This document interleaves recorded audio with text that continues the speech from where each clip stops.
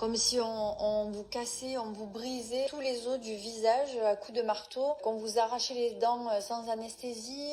Les douleurs sont atroces.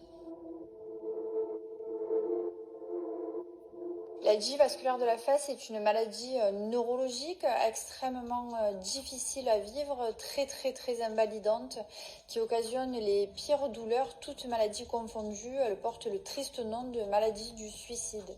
C'est un dysfonctionnement dans le cerveau, dans la région de l'hypothalamus exactement, et ce dysfonctionnement donc de cette zone du cerveau provoque ces crises atroces. Ce sont des crises qui sont vraiment terribles à supporter. Lorsque une crise d'algie vasculaire de la face se déclenche, le visage est tout de suite complètement transformé. Petit à petit, il est carrément défiguré. Ce sont des douleurs extrêmement intenses à l'intérieur du crâne, à l'intérieur de l'œil, comme si on essayait de vous crever l'œil avec un pieu brûlant. Des douleurs sur toute la face, la mâchoire, le visage, la cloison nasale, comme si on vous cassait, on vous brisait en fait tous les os du visage à coups de marteau, qu'on vous arrachait les dents sans anesthésie. Les douleurs sont atroces. On n'en guérit pas, c'est une maladie incurable. C'est une maladie qui peut se caractériser sous la forme épisodique ou chronique. Donc moi je suis atteinte de la forme la plus sévère, c'est-à-dire chronique bilatérale, c'est-à-dire que j'ai les deux côtés de mon visage qui sont atteints.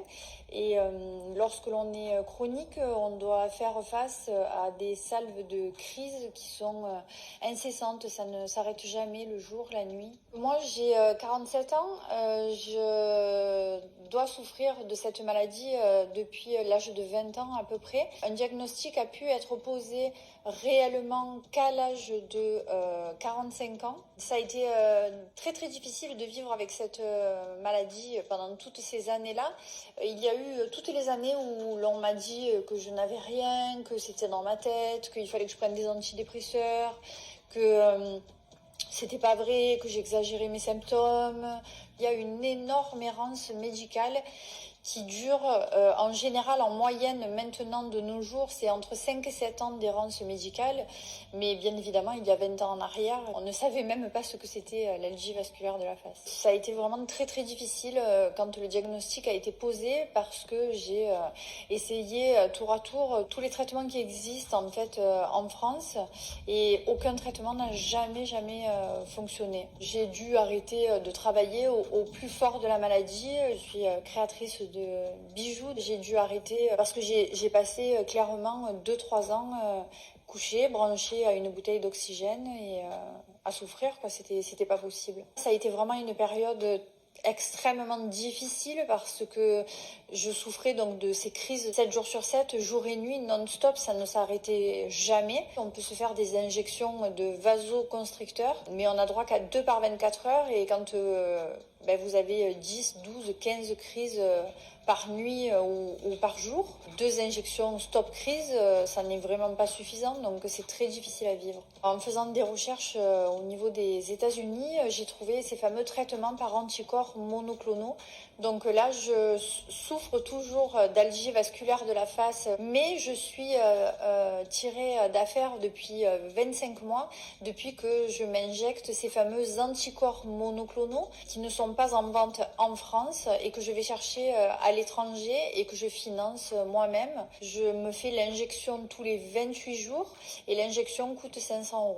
J'ai créé une pétition pour le remboursement de ces médicaments en France, parce qu'en France, il y a 150 000 personnes qui souffrent de cette terrible maladie et que ces anticorps monoclonaux peuvent les sauver, comme ils m'ont sauvé à moi. Je me bats justement pour qu'ils soient non seulement en vente en France, mais remboursés. 13 pays européens les vendent et les remboursent. Je suis vraiment très heureuse pour moi déjà parce que je ne souffre plus grâce aux anticorps monoclonaux. Je suis également très heureuse pour mes enfants, ma famille proche, qui ne me voient plus souffrir le martyre comme ils m'ont vu souffrir le martyre pendant des années. Ce que je veux retenir de la maladie, c'est vraiment le positif, la force que ça m'a que ça m'a donné.